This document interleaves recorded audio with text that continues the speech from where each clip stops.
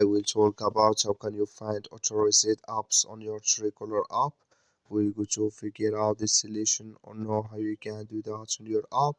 So you just follow these ways, then it's going to work with you. All you have to do, you just go here, you go above your photo profile, click on it.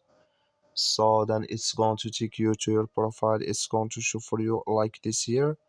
Then you go here above this sign, click on it. So then it's going to take you to next here. It's going to show for you like this. Click here on privacy center, just click on it. Then you come to next here. Then all you have to do now, just go down here, come here to authorized apps, just click on it. So then here you will find all authorized apps yet here. I have no authorized apps yet, but if you have it, you will find it in this list. Also, thank you for watching. Don't forget to support us by